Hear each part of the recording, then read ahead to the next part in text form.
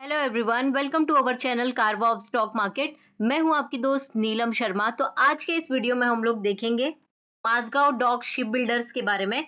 ये कंपनी के Q4 FY25 के रिजल्ट्स आ चुके हैं और रिजल्ट्स मार्केट को बिल्कुल अच्छे नहीं लगे हैं क्योंकि रिजल्ट्स बहुत ही खराब आए हैं। तो इस वीडियो में हम लोग कवर करेंगे कंपनी का ओवरव्यू, एग्जैक्टली कंपनी कौन से प्रोडक्ट्स बनाती है वो देखेंगे। इसके अलावा कंपनी का जो रिजल्ट आया है वो रिजल्ट में क्या प्रॉब्लम है, डिटेल में हम लोग समझेंगे कि कंपनी ने रिजल्ट्स कहाँ पे उनके खराब आए हैं। देन हम लोग देखेंगे फंडामेंटल एनालिसिस, जिसके अंदर हम लोग बैलेंस शीट हो गया, फिर इसका profit and loss statement, share holders, cash flow, सारी चीजें कवर करेंगे। देन हम लोग टेक्निकल एनालिसिस करेंगे जिसमें हम लोग देखेंगे कि इसमें कौन से लेवल पे एंट्री लेनी चाहिए या फिर अभी होल्ड करना चाहिए, वेट करना चाहिए, कोई एक्शन नहीं लेना चाहिए। देन हम लोग देखेंगे एंड में कंक्लूजन कि इसमें ये कंपनी का ओवरऑल क्या पर्सपेक्टिव है, अभी आगे जाके ये कंपनी क्या कर सकती है और कितना ग्रोथ दे सकती है। ठीक है, तो अभी हम लोग स्टार्ट करते हैं कंपनी के नंबर से। कंपनी का Q4 FY25 के रिजल्ट्स देखेंगे और रिजल्ट्स देख के हम लोग ये समझेंगे कि कंपनी का जो भी ऑर्डर बुक है, जो भी कंपनी को प्रोजेक्ट्स मिला है, वो ठीक से डिलीवर हो रहे हैं, कंप्लीट हो रहे हैं या नहीं हो रहे। तो ये है स्नैपशॉट इसका। तो कंपनी का ओवरव्यू है, ये है कि 805 वेसल्स ये बना चुकी है, डिलीवर किया है इसने, और 30 वॉरशिप, और यहाँ पे देखेंगे from advance destroyer to missile boat ये, और 8 सबमरीन इसने क्रिएट किया है। फ्रिगेट प्रोजेक्ट्स में देखेंगे तो माजगांव डॉक ने यहाँ पे lead shipyard for building 4 of the Nilgiri class steel frigate. First ship was deliver 2024 में, पहले शिप इनके डिलीवर हो गई है। डिस्ट्रॉयर प्रोजेक्ट में देखेंगे तो all 4 destroyer are delivered ahead of schedule, schedule के पहले ही हो गया। फिर नवरत्ना के लिए देखेंगे तो ये एक ही कंपनी है जिसको shipyard to be conferred Navratna status से इसको नवाजा गया है। देन यहाँ पे देखेंगे ट्री कमिश्निंग 15 जनवरी 2025 को, ये landmark day in Indian history बताया था इसको। Indian navy commission 3 front line combatant यहाँ पे, जो कि है NSI नीलगिरी, NSI सूरत और NSI वर्कशीर यहाँ पे। और यहाँ पे बताया गया है कि we are proud to celebrate 250 years of excellence dedication. ये कंपनी को 250 इयर्स हुआ है, and services to the nation, तो अपनी नेशन को ये सर्विस प्रोवाइड करती है सिंस 1774 से।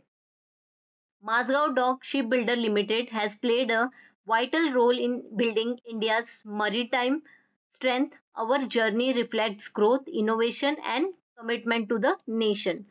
कलवरी क्लास सबमरीन प्रोजेक्ट जो है वो डिलीवर हो चुका है, ऑल 6 सबमरीन्स बिटवीन 2017 से लेके 25 तक। तो कंपनी के सारे यहाँ पे ये डिलीवर हो चुके हैं प्रोजेक्ट्स। स्नैपशॉट देखेंगे, 1774 से इसने अपनी जर्नी स्टार्ट की थी और अभी तक इसने बहुत ही अच्छा यहाँ पे एग्रीमेंट साइन किया है to build our frigates.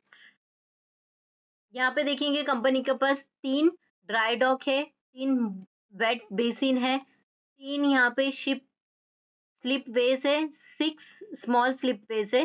Production, assembly and electrical shops है, 300 टन गोलियत क्रेन है इनके पास। फिर शोर इंटीग्रेशन फैसिलिटी है, machine and fitting instrumentation shops है इनके पास, फैब्रिकेशन शॉप्स है, sub section assembly and section formation shop है, cradle assembly shop for equipment outfitting, फिर सबमरीन ड्राई डॉक, फिर शोर इंटीग्रेशन फैसिलिटी, ये सारे इनके पास अलग अलग डिविजन्स हैं। हम लोग कंपनी का फाइनेंशियल परफॉर्मेंस हाइलाइट्स देखेंगे। यहाँ पे रेवेन्यू फ्रॉम ऑपरेशन यहाँ पे जनरेट हुआ है 11,431.88 करोड़ का, और प्रॉफिट आफ्टर टैक्स जनरेट किया है 2,324 करोड़ का। यहाँ पे क्वार्टरली परफॉर्मेंस देख लेंगे, कंसोलिडेटेड ऑफ Q4 FY25 का यहाँ पे नंबर देखेंगे। तो रिवेन्यू फ्रॉम ऑपरेशन यहाँ पे आप देख सकते हो, Q4 FY24, Q3 FY25, Q4 FY25, ठीक है।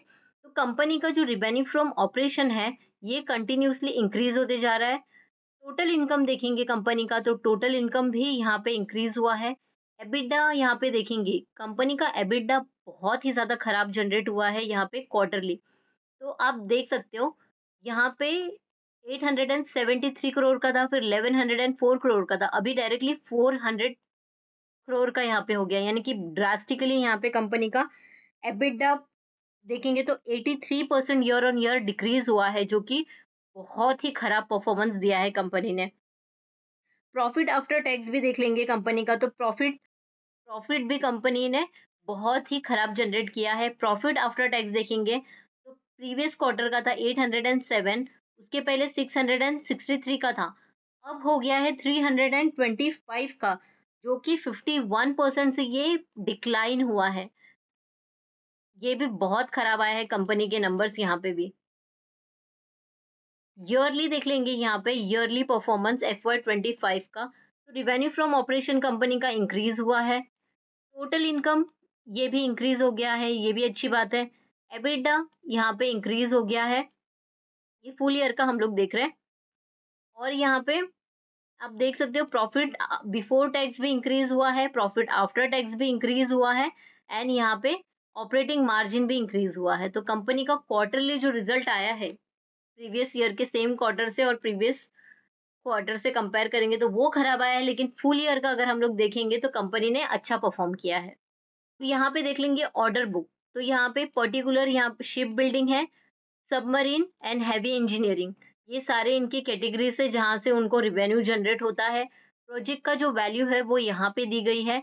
नंबर ऑफ यहाँ पे कॉन्ट्रैक्टेड देखेंगे तो ये काउंट है। क्लाइंट इसके एमओडी है यहाँ पे, और कितने यहाँ पे बैलेंस बचा है, यानी कि इतना प्रोजेक्ट था और इतना बचा हुआ है ऑलरेडी क्रोर्स, ठीक है, तो यानी यहाँ पे जीरो हो गया। तो उसी हिसाब से यहाँ पे क्वांटिटी 4 था और यहाँ पे pending to be deliver 3, quantity यहाँ पे 21 है तो यहाँ पे भी 21 है। तो यहाँ पे आप देख सकते हो ये जो है ना P75 कालवेरी सबमरीन, ये 6 था तो 6 पूरे कंप्लीट होके यहाँ पे 0 आ गया है। बाकी यहाँ पे आप देख सकते हो ये वाला P15B डिस्ट्रॉयर, ये भी 0 आ गया है, लेकिन बाकी सब देखेंगे तो कंपनी का काउंट वैसे ही है। कंपनी को बहुत ज़्यादा मेहनत करनी पड़ेगी, ये जो ऑर्डर्स इनको मिले हैं, उसको टाइम टू टाइम डिलीवर करने के लिए, सो दैट और डिलीवरी के साथ में इनको बहुत ही अच्छे से क्वालिटी मेंटेन करना पड़ेगा। तब जाके इनको बहुत ही अच्छे ऑर्डर्स मिलेंगे। इसका मार्केट कैप देखेंगे तो ये बहुत बड़ी कंपनी है, लार्ज कैप कंपनी है, 1,40,304 करोड़ का इसका मार्केट कैप है। लो बनाया था इसने 1,200 का और हाई बनाया है इसने 3,778 का। बहुत ही अच्छा करेक्शन आया था, लेकिन कुछ दिनों से काफ़ी अच्छा ये अच्छा रैली बना रहा था, क्योंकि सारे डिफेंस कंपनीज़ है, सब रैली बना रहे थे, तो ये भी रैली बना रहा था। स्टॉक का पी है 58.1 का, इंडस्ट्री पी सेम है 58.1 का, यानी कि ये अभी इतने हाई वैल्यू पे नहीं मिल रही, अपनी इंडस्ट्री पी के लेवल पे ही मिल रही है। बुक वैल्यू है 197 का, इसका आरओई है 34 का और आरओसीई है 43.2 का, जो कि बहुत ही शानदार है। फेस वैल्यू है 5 इसका। डिविडेंड पे आउट 21.6% का है यहाँ पे, तो डिविडेंड भी देती है कंपनी। ईपीएस है 59.8 का। प्राइस टू बुक वैल्यू है 17.7 का। फिर यहाँ पे डेट टू इक्विटी कोई कर्जा नहीं है। करंट रेशियो 1.25 का है। क्विक रेशियो 1.02 का है। यहाँ पे प्लेज परसेंटेज देखेंगे तो 0 है, जो कि काफ़ी अच्छा है। फ्री कैश फ्लो अवेलेबल है 201 का। पीजी रेशियो है 1.52 का। ओवरऑल इससे हमें ये समझ में आता है कि कंपनी तो फंडामेंटली काफ़ी स्ट्रॉन्ग है, बहुत ही स्ट्रॉन्ग इसका आरओसीई और आरओई है, और कैश फ्लो भी अवेलेबल है, कोई कर्जा भी नहीं है। ये सारे इंपॉर्टेंट पैरामीटर्स है जो एक फंडामेंटली कंपनी कहलाती है। यहाँ पे देख लेंगे पेयर कंपैरिजन में, तो माझगांव डॉक का जो आरओसीई है बहुत ही शानदार है। ये कंपनी में कोई प्रॉब्लम नहीं है, सिर्फ इसका जो रिजल्ट आया है कंपनी का बहुत ही खराब आया है, जिसकी वजह से अभी इसके अंदर हमें रुकना पड़ेगा और मॉनिटर करना पड़ेगा कि अभी इसका कंपनी का नेक्स्ट एक्शन क्या होगा और कंपनी क्या एक्शन लेगी इसको इम्प्रूव करने के लिए।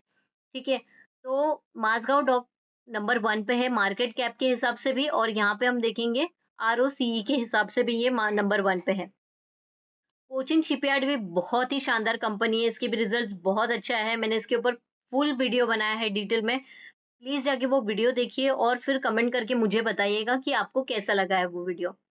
यहाँ पे देख लेंगे हम लोग कंपाउंडेड सेल्स ग्रोथ, तो 3 इयर्स का यहाँ पे 26% का है, ट्रेलिंग 12 मंथ का यहाँ पे 21% का है, तो ये भी काफ़ी अच्छा है। प्रॉफिट ग्रोथ देख लेंगे, तो सेल्स ग्रोथ अच्छा है, तो प्रॉफिट ग्रोथ में भी देखेंगे तो 57% का 3 इयर्स का प्रॉफिट ग्रोथ है एंड ट्रेलिंग 12 मंथ का यहाँ पे 25% का प्रॉफिट ग्रोथ है, जो कि काफ़ी अच्छा है। स्टॉक प्राइस सीएजीआर इसका 3 इयर्स का देखेंगे तो 191% का है एंड 1 ईयर का देखेंगे तो 118% का है। रिटर्न ऑन इक्विटी यहाँ पे देख लेंगे 3 इयर्स का 32% का है एंड लास्ट ईयर का 34% का है। तो आरओई भी बहुत अच्छा है और सीएजीआर कंपनी ने बहुत अच्छा रिटर्न्स दिया है यहाँ पे 1 ईयर में भी और 3 इयर्स में भी। बैलेंस शीट देख लेंगे कंपनी का, तो इक्विटी कैपिटल इसकी 202 का ही है, कोई चेंज नहीं है। रिजर्व्स अब देखेंगे, कंटिन्यूअसली कंपनी के पास रिजर्व्स यहाँ पे इंक्रीज होते जा रहा है। बोरिंग यहाँ पे देखेंगे तो 20 करोड़ का बोरिंग है, जो कि बहुत ही कम है। ऑलमोस्ट डेट फ्री कंपनी है इसको बोलेंगे हम लोग, और लाइबिलिटी यहाँ पे डिक्रीज हो गई है और यहाँ पे टोटल एसेट भी डिक्रीज हो गया है। ये क्यों हुआ है? क्योंकि कंपनी का जो प्रॉफिट आफ्टर टैक्स जो है वो बहुत ही कम आया है अभी, ठीक है, जिसकी वजह से कंपनी का एसेट एंड लाइबिलिटी दोनों भी कम हो गया है। रेशियोज में देख लेंगे तो डेटर डे यहाँ पे 34 हो गया है, पहले 71 था, तो डेटर डे कम हो गया, जो कि काफी अच्छा एक पॉइंट है। इन्वेंट्री डे देख लेंगे तो इन्वेंट्री डे भी कम हो गया, ये भी एक पॉजिटिव साइन है। डे पेएबल भी कम हो गया, ये भी एक पॉजिटिव साइन है। कैश कन्वर्जन साइकिल भी कम हो गया, ये भी एक पॉजिटिव साइन है। और यहाँ पे वर्किंग कैपिटल डे ये माइनस में ही है अभी भी। यहाँ पे आरओसीई देखेंगे कंपनी का, तो आरओसीई बहुत ही अच्छा शानदार इसका इंक्रीज होते जा रहा है कंटिन्यूअसली। शेयर होल्डिंग पैटर्न देख लेंगे, प्रोमोटर का होल्डिंग यहाँ पे 84.83 का है। सेबी के अकॉर्डिंग यहाँ पे इनको 75% से ज़्यादा यहाँ पे प्रमोटर के पास होल्डिंग नहीं रहनी चाहिए।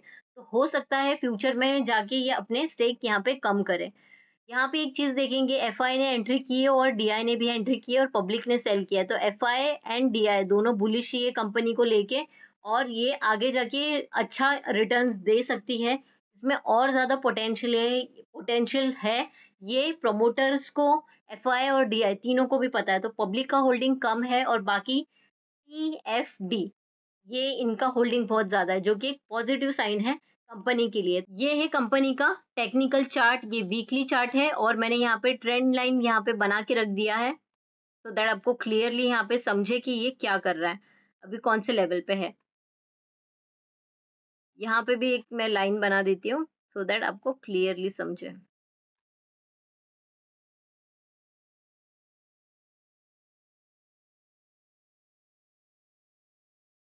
ठीक है, तो ये है कंपनी का टेक्निकल चार्ट। यहाँ पे हम लोग देखेंगे दिसंबर में इसने स्प्लिट दिया था 1:2 रेशियोज का, काफ़ी अच्छा है यहाँ पे, और डिविडेंड भी कंपनी कंटिन्यूअसली देते जाती है। तो यहाँ पे भी डिविडेंड डिक्लेयर किया है। ठीक है, अब यहाँ पे आप देख सकते हो ये एक ही चैनल पे यहाँ पे घूम रहा था।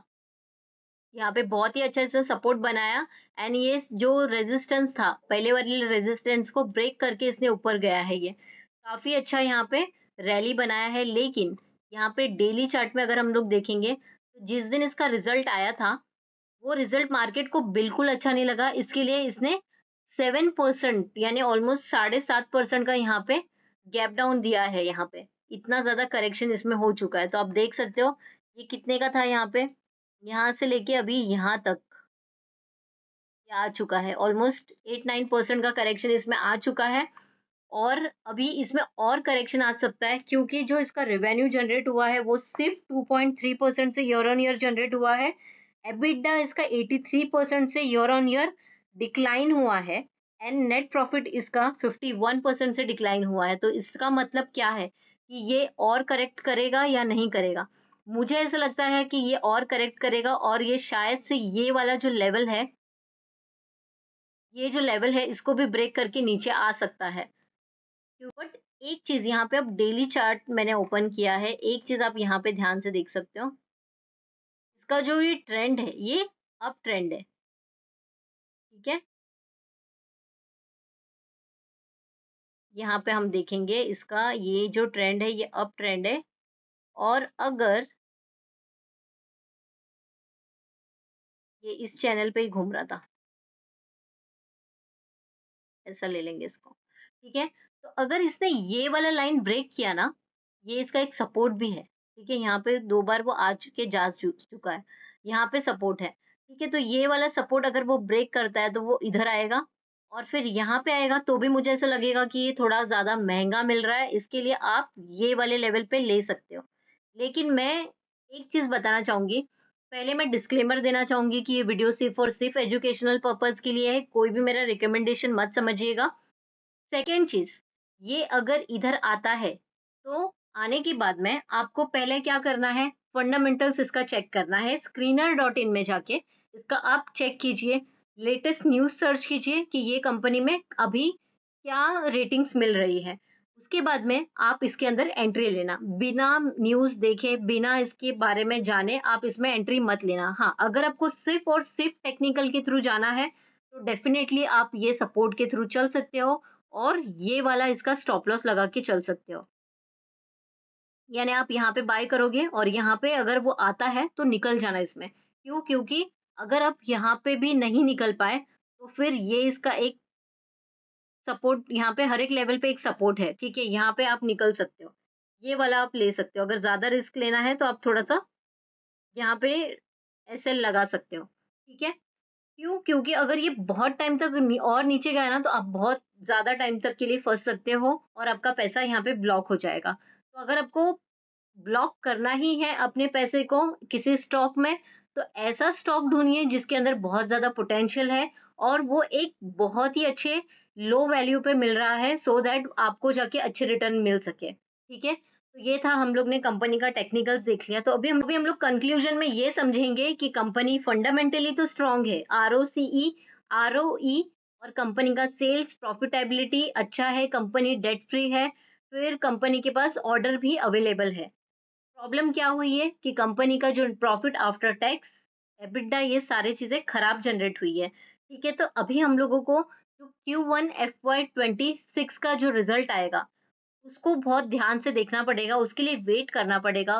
वेट करने के बाद में जब रिज़ल्ट आ जाएगा, उसके ऊपर ज़रूर मैं वीडियो बनाऊँगी एंड फिर वो वीडियो देखिएगा आप ज़रूर और फिर अपना डिसीज़न लीजिएगा कि आपको क्या करना है। तब तक के लिए अगर आपको लगता है कि अपॉर्च्युनिटी मिस हो सकती है, तो बिना स्टॉप लॉस के एंट्री मत लेना, ठीक है? तो ये था कंपनी के बारे में, हम लोग ने डिटेल देख लिया। आपको क्या लगता है कंपनी के बारे में? आप मुझे कमेंट करके ज़रूर बताइएगा। अगर आपको ये वीडियो थोड़ा भी इन्फॉर्मेटिव लगा है, तो वीडियो को लाइक कीजिए, कमेंट करके बताइए कि आपको ये वीडियो अच्छा लगा है, इन्फॉर्मेटिव लगा है। आपको ये वीडियो थोड़ा भी इन्फॉर्मेटिव लगा है, तो वीडियो को लाइक कीजिए, कमेंट करके बताइए कि आपको ये वीडियो पसंद आया है। चैनल को अगर अभी तक सब्सक्राइब नहीं किया है, तो प्लीज़ सब्सक्राइब कर लीजिए, इससे मुझे बहुत ज़्यादा मोटिवेशन मिलता है, ऐसे वैल्यूएबल कंटेंट बनाने के लिए।